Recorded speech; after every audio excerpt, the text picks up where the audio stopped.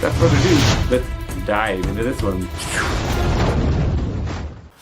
Hi-ho everybody, this is the Gringo Scott. Today we're on day 2 of our 30-day challenge. Quick reviews. No thrills here guys, just the reviews.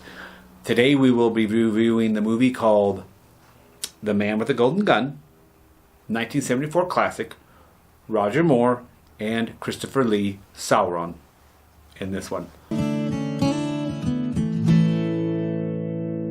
The basic summary of this movie is as follows. We have 2 spies. It's kind of a spy versus spy type of thing. We have James Bond, which is Roger Moore, and he's going about his business doing what he does, and he gets informed, you got some problems here, James. He says, well, what is it? And they said, well, there is this guy that's hunting our spies, and we got information that he's hunting you.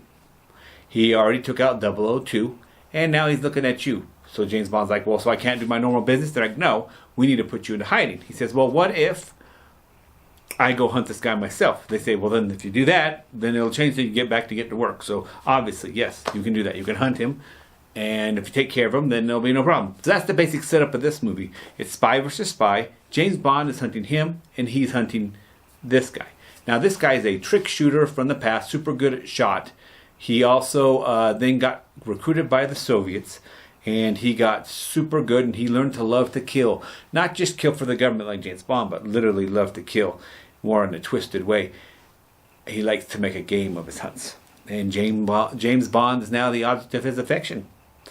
So James Bond must get on it and start traveling the world searching for this guy, following clues. So basically, we follow James Bond as he goes to different parts of the world and discovers things and finds out who this guy is and tracks him down. He told me about years ago where the main character said, cocky, lazy, stupid, dead.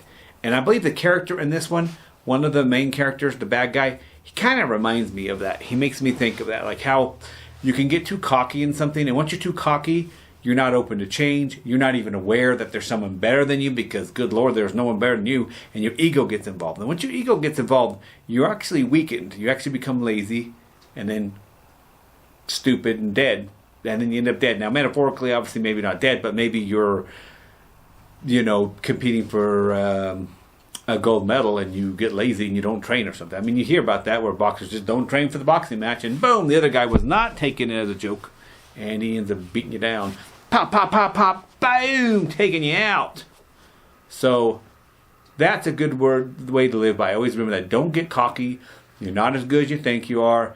Be humble and just do your best. That's really how I like to think about life as well. And this movie reminded me of that. Our opinion of this movie, that's a good question. The bad in this movie. There is some bad in it that I don't really care for. Some strange things. Well, first of all, the movie's like 2 hours long. You can see it on YouTube for free. YouTube has several James Bond movies for free to watch, just to watch. It's just got the regular advertisements. It's pretty cool. Bad about this movie, it is in 74. They apparently view things differently. Women are super objectified. They stereotype like crazy. Things that just would not be done now. It's outdated. Interesting to see that people were like this and how we can change throughout time or whatever. But yeah, there's that. So that was a little bit like, geez, women are just sex objects constantly. It gets a little old. Another thing in this movie that I saw, and I get it, but they would never show this. I mean, my gosh. He had to beat someone up to get information. Now, they always show it's okay to beat up a man to get information, but they don't show them slapping women around, and he's slapping a woman around. That was a little bit uncomfortable for me. I didn't like that. So, maybe we shouldn't torture anyone, but Bond, the guy does have a license to kill, and he kills people for the government, so I mean, come on. How morally good is he anyways? And imagine the BDs that guy has, jeez. I don't know if I did like it or not, but the fighting was really cheesy at times. I mean, it was like they were just flying at each other. Bond's kicks to the leg were like someone who doesn't know how to kick. It was just pretty awful, pretty comical. Not real great fight choreography, but entertaining nonetheless. So those are the things that I like about this movie. The good. The good in this movie, there's quite a lot of good. This movie is, in general, a pretty good movie. You have him going in cars everywhere. You have him going to different places. There's no green screen crud.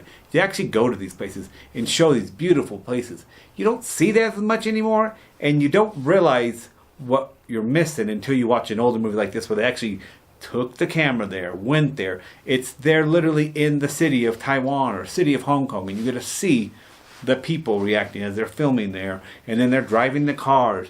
It's stuntmen, it's real, it's way better. It's so much more deep and detailed that they can't capture on the green screen with the background and add some characters and hire some people that are American, Chinese, and that's not the same as Chinese people. And it's so much better. It's crazy.